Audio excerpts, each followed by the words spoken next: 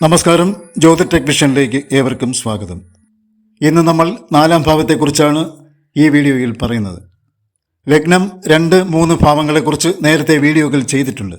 ആ വീഡിയോകൾക്ക് പ്രേക്ഷകരിൽ നിന്നും നല്ല പ്രതികരണങ്ങളാണ് ലഭിച്ചിട്ടുള്ളത്. ജ്യോതിഷം പഠിക്കുന്ന വിദ്യാർത്ഥികൾക്കും ജ്യോതിഷത്തെക്കുറിച്ച് അറിയുവാൻ ആഗ്രഹിക്കുന്ന മഹത് വ്യക്തികൾക്കുമായി ഈ വീഡിയോ സമർപ്പിക്കുന്നു. മാതാ സുഹൃത് മാതുല ഭാഗ്യനേയോ ക്ഷേത്രം സുഖം വാഹനമാസനം ച ലാളിത്യമംബ ശയനം ച വൃദ്ധി പശ്വാദികം ജന്മഗൃഹം ചതുർത്ഥ. പ്രശ്നമാർഗത്തിലെ വളരെ പ്രസിദ്ധമായ ശ്ലോകമാണിത്. ഈ ശ്ലോകത്തിൻ്റെ പ്രാരംഭത്തിൽ തന്നെ ആചാര്യൻ അമ്മയെക്കുറിച്ചാണ് പറഞ്ഞിരിക്കുന്നത്. ഒരു ജാതക പരിശോധനയിൽ നമ്മൾ അമ്മയെക്കുറിച്ച് ചിന്തിക്കേണ്ടി വരുമ്പോൾ 4-ാം ഭാവത്തെയാണ് പരിഗണിക്കേണ്ടത്. 4-ാം ഭാവം, 4-ാം ഭാവാധിപൻ, ഇതിൻ്റെ ബലാബലം അനുസരിച്ചാണ് നമുക്ക് അമ്മയെക്കുറിച്ചുള്ള എല്ലാ കാര്യങ്ങളും മനസ്സിലാക്കേണ്ടത്. കൂടാതെ അമ്മയുടെ കാരകഗ്രഹമായ ചന്ദ്രൻ്റെ ബലം കൂടി കണക്കിലെടുക്കണം. അത് കഴിഞ്ഞാൽ ആചാര്യൻ സുഹൃത്ത് എന്നാണ് പറയുന്നത്. സുഹൃത്ത് എന്നാൽ ഇവിടെ ബന്ധുക്കൾ എന്നാണ് അർത്ഥം. മാതുലൻ എന്ന് വെച്ചാൽ അമ്മാവനാണ്. ഭാഗിനേയോ എന്നാൽ മരുമക്കളാണ്. ക്ഷേത്രം എന്ന് പറഞ്ഞിരിക്കുന്നത് കൊണ്ട് കൃഷിഭൂമിയെയാണ് മനസ്സിലാക്കേണ്ടത്. സുഖം എന്നാൽ നമ്മുടെ സൗഖ്യം തന്നെ. 4-ാം ഭാവത്തിന് സുഖസ്ഥാനം എന്നൊരു പേര് കൂടി ഉണ്ടല്ലോ. വാഹനത്തെയും ഇരിപ്പിടത്തെയും 4 കൊണ്ടാണ് ചിന്തിക്കേണ്ടത്. ഒരാൾക്ക് ഒരു വാഹനം എടുക്കുവാൻ യോഗമുണ്ടോ എന്ന് ചോദിക്കുമ്പോൾ നമ്മൾ 4-ാം ഭാവത്തിലേക്ക് തന്നെയാണ് നോക്കേണ്ടത്. മാത്രമല്ല, വാഹനത്തിൻ്റെ കാരകനായ ശുക്രൻ്റെ സ്ഥിതി കൂടി കണക്കിലെടുക്കണം. 4-ാം ഭാവത്തിൽ നിൽക്കുന്ന ഗ്രഹങ്ങളെ കൊണ്ടും വീടിനെയും വാഹനത്തെയും ചിന്തിക്കാം. ലാളിത്യം എന്ന ആചാര്യൻ 4-ാം ഭാവത്തെക്കുറിച്ച് പറഞ്ഞിരിക്കുന്നത് ലളിതമായ ജീവിത രീതിയെയാണ്. അംബം എന്ന് പറഞ്ഞിരിക്കുന്നത്, അംബസ് എന്നാൽ ജലമാണ്. നമ്മൾ ഒരു കിണർ കുഴിക്കാൻ പോകുമ്പോൾ ജലത്തിൻ്റെ സ്വഭാവം നിരൂപിക്കുന്നത് 4-ാം ഭാവത്തിൽ നിൽക്കുന്ന ഗ്രഹങ്ങളെ കൊണ്ടാണ്. ശയനമെന്നാൽ നമ്മുടെ കിടപ്പാണ്. വൃദ്ധി എന്നാൽ അഭിവൃദ്ധിയെയാണ് സൂചിപ്പിക്കുന്നത്. 4-ൽ നിൽക്കുന്ന ഗ്രഹത്തിൻ്റെ ബലാബലം നോക്കിയിട്ട് ഒരു വ്യക്തിക്ക് ജീവിതത്തിൽ ഉന്നമനമാണോ അല്ലെങ്കിൽ അധപതനമാണോ എന്ന് കഴിവുള്ള ഒരു ദൈവജ്ഞന് പറയുവാൻ കഴിയും. പശുവാദികം എന്ന് പറഞ്ഞിരിക്കുന്നത് നമ്മുടെ പശുക്കൾ മുതലായ വളർത്തുമൃഗങ്ങളെയാണ്. ജന്മഗൃഹം എന്നാൽ നമ്മൾ ജനിച്ച വീട് എന്നാണ്. നമ്മുടെ തറവാടിനെക്കുറിച്ചും നമ്മുടെ കുലദേവതയെക്കുറിച്ചും 4 കൊണ്ട് ചിന്തിക്കുക. കുലദേവതയെക്കുറിച്ച് ചിന്തിക്കുമ്പോൾ 4-ാം ഭാവാധിപനെ കൊണ്ടും 4-ൽ നിൽക്കുന്ന ഗ്രഹങ്ങളെ കൊണ്ടും അത് ഏത് ദേവതയാണെന്ന് നമുക്ക് പറയാൻ കഴിയും. 4-ാം ഭാവത്തിന് ഒരു ബാധാബന്ധമുണ്ടെങ്കിൽ ആ ദേവതയ്ക്ക് ഇപ്പോൾ നമ്മിൽ ഒരു അതൃപ്തി ഉണ്ടെന്ന് മനസ്സിലാക്കാം. ഉപാസനാമൂർത്തിയെയും ഇഷ്ടദേവതയെയും 9-ാം ഭാവം കൊണ്ടാണ് ചിന്തിക്കേണ്ടത്. ഇനി 4-ാം ഭാവത്തിൽ സൂര്യൻ മുതലായ ഗ്രഹങ്ങൾ നിന്നാൽ എന്താണ് ഫലമെന്ന് നോക്കാം. ശ്രീ വരാഹമിഹിരാചാര്യരുടെ ഹോരാശാസ്ത്രത്തിൽ ആചാര്യൻ പറഞ്ഞിട്ടുള്ള വചനങ്ങളാണ് ഇവിടെ ഉദ്ധരിക്കുന്നത്. സൂര്യൻ 4-ാം ഭാവത്തിൽ നിന്നാൽ വിസുഖ പീഡിത മാനസ ചതുർത്ഥേ എന്നാണ് ആചാര്യൻ പറഞ്ഞിരിക്കുന്നത്. ഇതിൻ്റെ അർത്ഥം സുഖത്തോടു കൂടാത്തവനും പീഡിതമായിരിക്കുന്ന മനസ്സോടു കൂടിയവനും എന്നാണ്. പീഡ എന്നാൽ ദുഃഖമെന്നാണ് അർത്ഥം. സുഖേ സതനയെ തൽ പ്രോക്ത ഭാവാന്യതോ ചന്ദ്രേ സതനയെ സുഖേ വർത്തമാനേ ജാതക തൽ പ്രോക്ത ഭാവാന്യത ഭവതി. അതായത് 4-ാം ഇടത്ത് ചന്ദ്രൻ നിന്നാൽ 4-ാം ഭാവം കൊണ്ട് ചിന്തിക്കേണ്ട സുഖം, ബന്ധുക്കൾ, ഗൃഹം മുതലായവയോട് കൂടിയവനായിരിക്കും എന്നാണ്.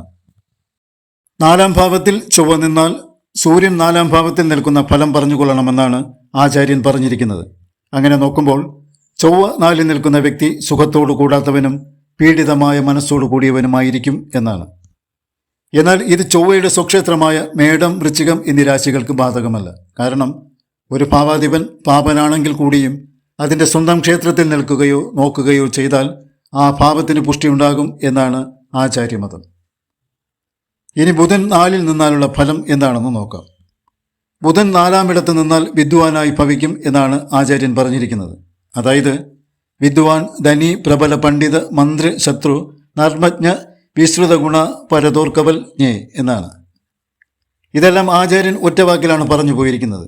ബുധൻ ലഗ്നത്തിൽ നിന്നാൽ വിദ്വാനും, 2-ൽ നിന്നാൽ ധനവാനായും, 3-ൽ നിന്നാൽ പ്രബലനായും, 4-ൽ നിന്നാൽ വിദ്വാനായും, 5-ൽ നിന്നാൽ മന്ത്രിയായും, 6-ൽ നിന്നാൽ ശത്രുക്കളില്ലാത്തവനായും, 7-ൽ നിന്നാൽ നർമ്മജ്ഞനും, 8-ൽ നിന്നാൽ അതിപ്രസിദ്ധനുമായിരിക്കുന്ന ഗുണത്തോടു കൂടിയവനുമായിരിക്കും എന്നാണ്.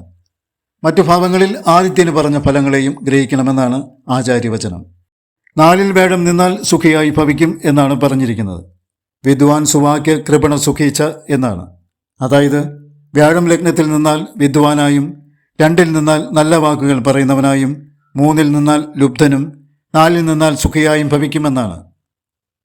ശുക്രൻ 4-ൽ നിന്നാൽ 4-ലെ ശുക്രനെക്കുറിച്ച് ആചാര്യൻ വ്യാഴം 4-ൽ നിൽക്കുമ്പോഴുള്ള ഫലത്തെ പറഞ്ഞുകൊള്ളണം എന്നാണ് പറഞ്ഞിരിക്കുന്നത്. അപ്പോൾ 4-ലെ ശുക്രൻ സുഖത്തെ തരും എന്ന് നമുക്ക് മനസ്സിലാക്കാം. ശനി 4-ൽ നിൽക്കുമ്പോഴുള്ള ഫലം സൂര്യൻ 4-ൽ നിൽക്കുമ്പോഴുള്ള ഫലം തന്നെയാണ്. അതായത് സുഖത്തോടു കൂടാത്തവനായിട്ടും ദുഃഖത്തോടു കൂടിയവനുമായിരിക്കും.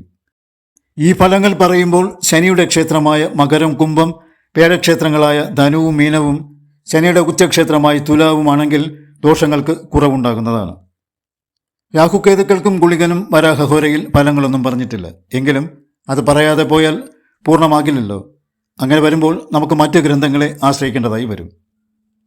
രാഹു 4-ൽ നിന്നാൽ ബന്ധുക്കളും സുഖവും ഇല്ലാത്തവനും, ആയുസ്സിന് ഹാനി വരുത്തുന്നവനും, ബന്ധുക്കൾക്ക് വിരോധത്തെ ഉണ്ടാക്കുന്നവനും, മൂഢനായും തൻ്റെ മനസ്സിലുള്ള ആശയങ്ങളെ പുറത്തു കാണിക്കാത്തവനും, പുത്രന്മാർ കുറഞ്ഞിരിക്കുന്നവനായും ഭവിക്കും. ഈ ഫലം ചിന്തിക്കുമ്പോൾ രാഹു നിൽക്കുന്ന രാശി ഏതാണെന്നും രാശാധിപൻ ആരാണെന്നും കൂടി ചിന്തിക്കണം. കൂടാതെ രാഹുവുമായി യോഗം ചെയ്യുന്ന ഗ്രഹത്തെയും രാഹുവിനെ നോക്കുന്ന ഗ്രഹത്തെയും കൂടി പരിഗണിക്കണം. കേതു 4-ൽ നിന്നാൽ ഇവർ മറ്റുള്ളവർക്ക് വളരെ പ്രിയപ്പെട്ടവനായിരിക്കും. എങ്കിലും മറ്റുള്ളവരെക്കുറിച്ച് അപവാദം പറഞ്ഞ് നടക്കാൻ മടിയില്ലാത്തവനുമായിരിക്കും. ബലവാനും കലഹത്തിൽ താല്പര്യമുള്ളവനുമായിരിക്കും. ചില നേരത്തെ ഇവരുടെ പ്രവൃത്തി കൊണ്ട് വാഹനത്തിനോ ധനത്തിനോ നാശം സംഭവിക്കുന്നു. ചിലപ്പോൾ ഇത് ജനിച്ച നാടിന് തന്നെ ദോഷമുണ്ടാക്കി എന്നും വരും. ഗുളികൻ 4-ൽ നിന്നാൽ ബന്ധുക്കളും വാഹനവും ധനവും ഇല്ലാത്തവനായിരിക്കും. സുഖം തീരെ കുറവായിരിക്കും. അമ്മയ്ക്കും വീടിനും ദോഷത്തെ ഉണ്ടാക്കും. ബന്ധുക്കളെ വെടിയുവാനും ഇടവരും. മാതൃസുഖവും മാതൃധനവും ഇവർക്ക് ലഭിക്കുകയില്ല. ഇവർ വാഹനങ്ങൾ കൈകാര്യം ചെയ്യുമ്പോൾ വളരെ ശ്രദ്ധിക്കേണ്ടതാണ്. ഗുളികന് ശുഭദൃഷ്ടിയുണ്ടെങ്കിൽ ഈ ദോഷങ്ങൾ നല്ല ഒരളവ് വരെ കുറയുന്നതാണ്.